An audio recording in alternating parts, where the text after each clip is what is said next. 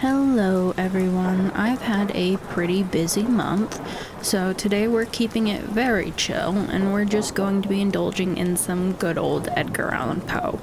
Visuals are totally unnecessary for today, so you're free to put this on in the background while you go and do other things. Today's short story is The Fall of the House of Usher, a short story that Edgar Allan Poe published in the Burton's Gentleman magazine in 1839. This short story is a supernatural horror that sits at just over 7,000 words.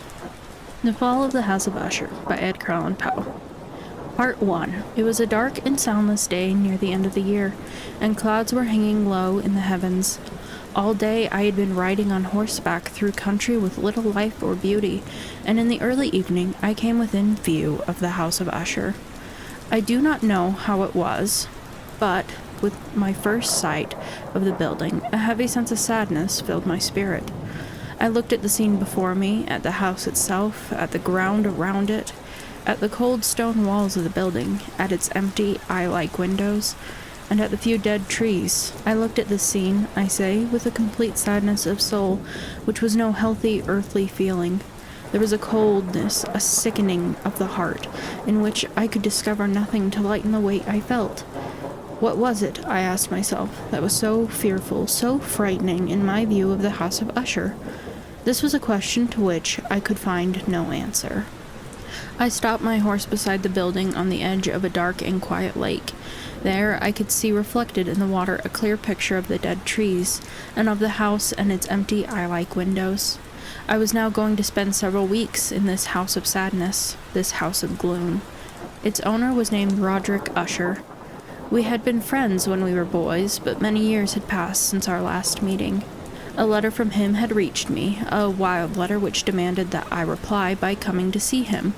He wrote of an illness of the body, of a sickness of the mind, and of a desire to see me, his best and indeed his only friend. It was the manner in which all this was said, it was the heart in it, which did not allow me to say no. Although as boys we had been together, I really knew little about my friend. I knew, however, that his family, a very old one, had long been famous for its understanding of all the arts and for many quiet acts of kindness to the poor. I had learned, too, that the family had never been a large one, with many branches. The name had passed always from father to son, and when people spoke of the House of Usher, they included both the family and the family home. I again looked up from the picture of the house reflected in the lake to the house itself. A strange idea grew in my mind, an idea so strange that I tell it only to show the force of the feelings which laid their weight on me. I really believed that around the whole house and the ground around it, the air was different. It was not the air of heaven. It rose from the dead, decaying trees, from the gray walls and the quiet lake. It was sickly, unhealthy air that I could see slow-moving, heavy and gray. Shaking off from my spirit what must have been a dream, I looked more carefully at the building itself. The noticeable thing about it seemed to be its great age. None of the walls had fallen, yet the stones appeared to be in a condition of advanced decay. Perhaps the careful eye would have discovered the beginning of a break in the front of the building, a crack making its way from the top down the wall until it became lost in the dark waters of the lake. I rode over a short bridge to the house. A man who worked in the house, a servant, took my horse and I entered. Another servant, of quiet step, led me without a word through the many dark turnings to the room of his master. Much that I met on the way added, I do not know how, to the strangeness of which I have already spoken. While the objects around me, the dark wall coverings, the blackness of the floors, and the things brought home from long-forgotten wars, while these things were like the things that I had known since I was a baby, while I admitted that this was only what I had expected, I was still surprised at the strange ideas which grew in my mind from these simple things. The room I came into was very large and high. The windows were high and pointed at the top, and so far above the black floor that they were quite out of reach. My eyes, however, tried and failed to see into the far high corners of the room. Dark coverings hung upon the walls. The many chairs and tables had been used for a long, long time. Books lay around the room, but could give no sense of life. I felt sadness hanging over everything. No escape from this deep, cold gloom seemed possible. As I entered the room, Usher stood up from where he had been lying, and met me with a warmth which at first I could not believe was real. A look, however, at his face told me that every word he spoke was true. We sat down, and for some moments, while he said nothing, I looked at him with a feeling of sad surprise. Surely no man had ever before changed as Roderick Usher had. Could this be the friend of my early years? It is true that his face had always been unusual.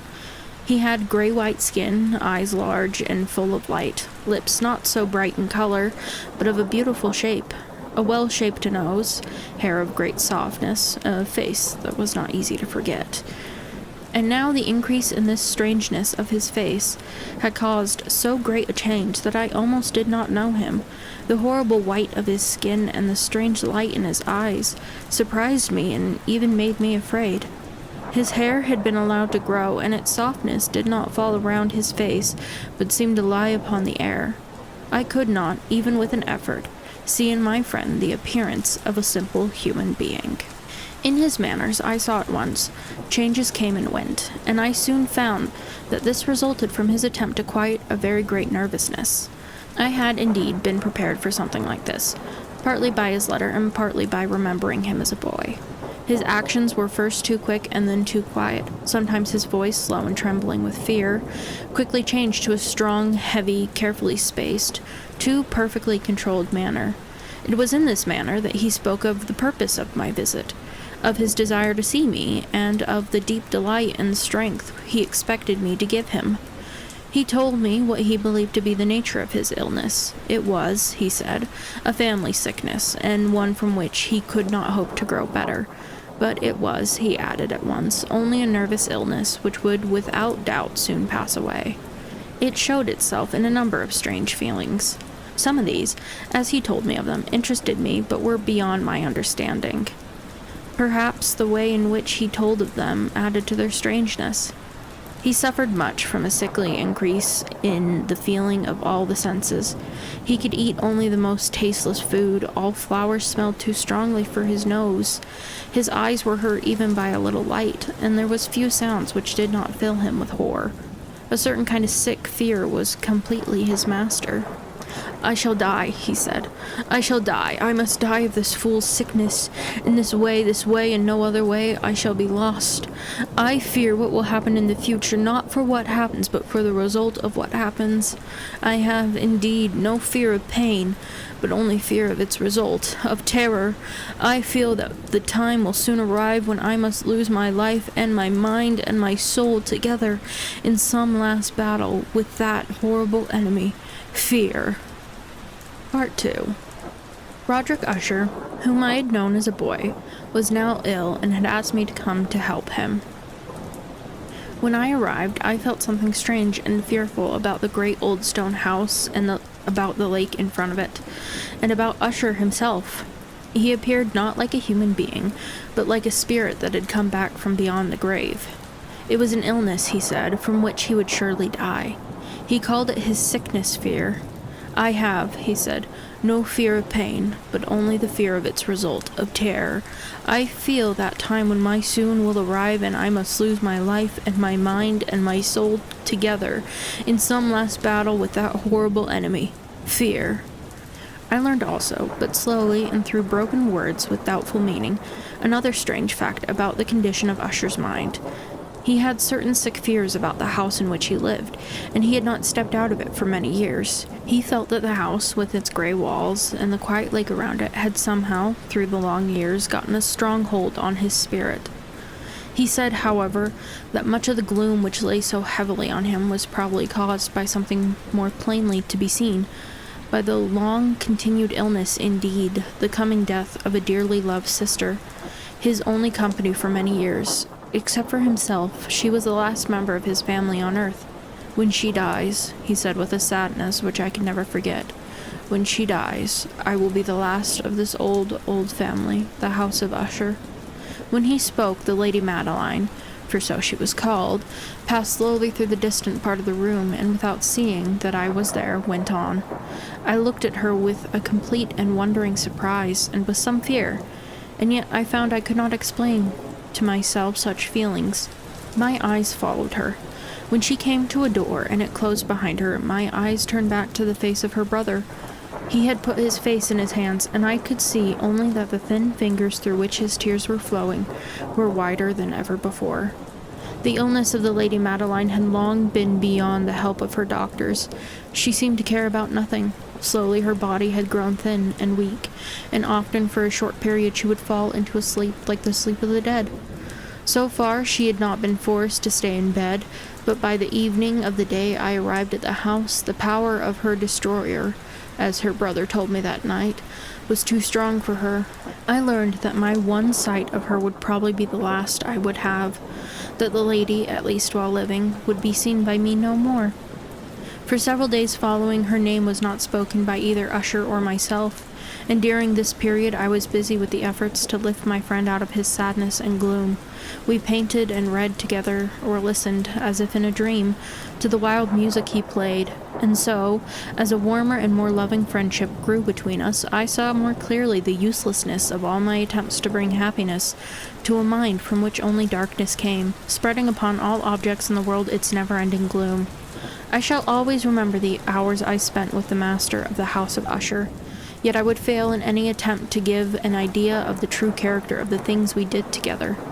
There was a strange light over everything. The paintings which he made me tremble, though I knew not why. To tell of them is beyond the power of written words. If ever a man painted an idea, that man was Roderick Usher. For me, at least, there came out of his pictures a sense of fear and wonder. One of these pictures may be told, although weakly, in words. It showed the inside of a room where the dead might be placed. With low walls, white and plain, it seemed to be very deep under the earth. There was no door, no window, and no light or fire burned, yet a river of light flowed through it, filling with a horrible, ghastly brightness. I have spoken of that sickly condition of the senses, which made most music painful for Usher to hear. The notes he could listen to with pleasure were very few. It was this fact, perhaps, that made the music he played so different from most music, but the wild beauty of his playing could not be explained. The words of one of his songs, called "The Haunted Place," I have easily remembered. In it I thought I saw, and for the first time, that Usher knew very well that his mind was weakening. This song told of a great house where a king lived, a palace, in a green valley where all was light and color and beauty, and the air was sweet. In the palace were 2 bright windows through which people in that happy valley could hear music, and could see smiling ghosts, spirits, moving around the king. The palace door was of the richest materials, in red and white. Through it came other spirits whose only duty was to sing in their beautiful voices about how wise their king was. But a dark change came. The song continued, and now those who entered the valley see through the windows in a red light shapes that move to broken music. But a dark change came. The song continued, and now those who enter the valley see through the windows in a red light shapes that move to broken music, while through the door, now colorless, a ghastly river of ghosts, laughing but no longer smiling, rushes out forever. Our talk of the song led to another strange idea in Usher's mind. He believed that plants could feel and think. And not only plants, but rocks and water as well. He believed that the gray stones of his house and the small plants growing on the stones and the decaying trees had a power over him that made him what he was. Our books, the books which for years had fed the sick man's mind, were, as might be supposed, of the same wild character. Some of these books Usher sat and studied for hours. His chief delight was found in reading one very old book, written for some forgotten church, telling of the watch over the dead. At last, one evening, he told me that the Lady Madeline was alive no more. He said he was going to keep her body for some time in one of the many vaults inside the walls of the building. The worldly reason he gave me for this was one which I felt I had to agree. He had decided to do this because of the nature of her illness, because of the strange interest and questions of her doctors, and because of the great distance to the graveyard where members of his family were placed in the earth. We too carried her body to its resting place. The vault in which we placed it was small and dark, and in ages past it must have seen strange and bloody scenes. It lay deep below that part of the building where I myself slept. The thick door was made of iron, and because of its great weight, made a loud, hard sound when it was opened and closed. As we placed the Lady Madeline in this room of horror, I saw for the first time the great likeness between brother and sister, and Usher told me that they were twins. They had been born on the same day. For that reason, an understanding between them had always been great, and the tie that held them together was very strong. We looked down at the dead face one last time, and I was filled with wonder. As she lay there, the Lady Madeline looked not dead, but asleep, still soft and warm, though to the touch cold as the stones around us. Part 3. I was visiting an old friend of mine, Roderick Usher, in his old stone house, his palace, where a feeling of death hung on the air. I saw how fear was pressing on his heart and mind.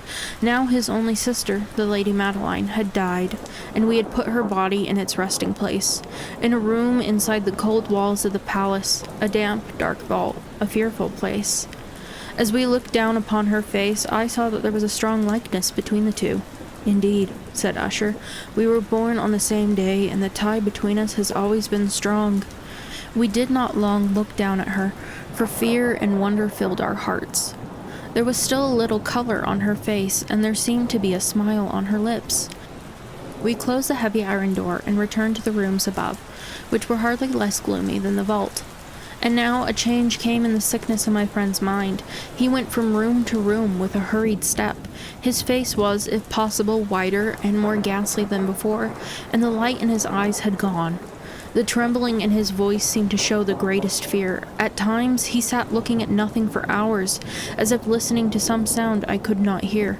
I felt his condition slowly but certainly gaining power over me. I felt that his wild ideas were becoming fixed in my own mind. As I was going to bed late in the night of the 7th or 8th day after we placed the Lady Madeline within the vault, I experienced the full power of my feelings. Sleep did not come, while the hours passed. My mind fought against the nervousness. I tried to believe that much, if not all, of what I felt was due to the gloomy room, to the dark wall coverings, which in a rising wind moved on the walls. But my efforts were useless. A trembling I could not stop filled my body, and fear without reason caught my heart. I sat up, looking into the darkness of my room, listening, I do not know why, to certain low sounds which came when the storm was quiet. A feeling of horror lay upon me like a heavy weight. I put on my clothes and began walking nervously around the room.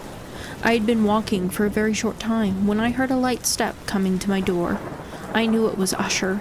In a moment I saw him at my door, at usual very white, but there was a wild laugh in his eyes. Even so, I was glad to have his company. "And have you not seen it?" he said. He hurried to one of the windows and opened it to the storm. The force of the entering wind nearly lifted us from our feet. It was indeed a stormy but beautiful night, and wildly strange. The heavy, low-hanging clouds which seemed to press down upon the house flew from all directions against each other, always returning and never passing away in the distance. With their great thickness they cut off all light from the moon and stars, but we could see them because they were lighted from below by the air itself, which we could see rising from the dark lake, from the stones of the house itself. You shall not look out at this," I said to Usher, as I led him from the window to the seat. "This appearance, which surprises you so, has been seen in other places too. Perhaps the lake is the cause. Let us close this window, the air is cold. Here is one of the stories you like best. I will read it, and you shall listen, and thus we will live through this fearful night together." The old book, which I had picked up, was one written by a fool for fools to read, and it was not, in truth, one that Usher liked. It was, however, the only one within easy reach. He seemed to listen quietly. Then I came to a part of the story in which a man, a strong man, full of wine, begins to break down a door, and the sound of the dry wood as it breaks can be heard through all the forest around him. Here I stopped, for it seemed to me that some very distant part of the house came to my ears, like those of which I had been reading. It must have been this likeness that made me notice them, for the sounds themselves, with the storm still increasing, were nothing to stop or interest me. I continued the story and read how the man, now entering through the broken door, discovers a strange and terrible animal of the kind so often found in these old stories. He strikes it and it falls, with such a cry that he has to close his ears with his hands. Here again I stopped. There could be no doubt. This time I did hear a distant sound, very much like the cry of an animal in the story. I tried to control myself so that my friend would see nothing of what I felt. I was not certain that he had heard the sound, although he clearly changed in some way. He had slowly moved his chair so that I could not see him well. I did see his lips were moving as if he were speaking to himself. His head had dropped forward, but I knew he was not asleep, for his eyes were open and he was moving his body from side to side. I began reading again, and quickly came to a part of the story where a heavy piece of iron falls on a stone floor with a ringing sound. These words had just passed from my lips when I heard clearly, but from far away, a loud ringing sound, as if something of iron had indeed fallen heavily upon a stone floor, or as if an iron door had closed. I lost control of myself completely and jumped from my chair. Usher still sat, moving a little from side to side. His eyes were turned to the floor. I rushed to his chair. As I placed my hand on his shoulder, I felt that his whole body was trembling. A sickly smile touched his lips. He spoke in a low and quick and nervous voice, as if he did not know I was there. "Yes," he said, "I heard it. Many minutes, many hours, many days have I heard it, but I did not dare to speak. We have put her living in the vault. Did I not say that my senses were too strong?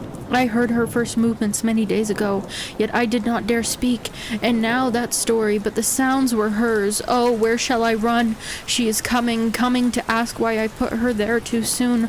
I hear her footsteps on the stairs. I hear the heavy beating of her heart." Here he jumped up and cried as if he were giving up his soul, "I tell you, she now stands at the door." The great door to which he was pointing now slowly opened. It was the work of the rushing winds, perhaps. But no, outside that door a shape did stand, the tall figure in its grave clothes, of the Lady Madeline of Usher. There was blood upon her white dress, and the signs of her terrible efforts to escape were upon every part of her thin form. For a terrible moment she remained trembling at the door, and then with a low cry she fell heavily upon her brother. In her pain, as she died at last, she carried him down with her, down to the floor. He too was dead, killed by his own fear. I rushed from the room, I rushed from the house, I ran. The storm was around me in all its strength as I crossed the bridge. Suddenly a wild light moved along the ground at my feet, and I turned to see where it could have come from, for only the great house and its darkness were behind me. The light was that of the full moon, of a blood-red moon, which was now shining through that break in the front wall, that crack which I thought I had seen when I first saw the palace. Then only a little crack. It now widened as I watched. A strong wind came rushing over me. The whole face of the moon appeared. I saw the great walls falling apart. There was a long and stormy shouting sound, and the deep black lake closed darkly over all that remained of the House of Usher. And that is it for us today. The Fall of the House of Usher by Edgar Allan Poe. This isn't my usual content, but like I said, I had a pretty busy month. If you liked what you saw, feel free to subscribe, like, leave a comment. Maybe I'll do more of these little audiobook things. Otherwise, you can check out the other videos on my channel, which are generally more history-oriented. Anyway, I will see you all next month. Bye!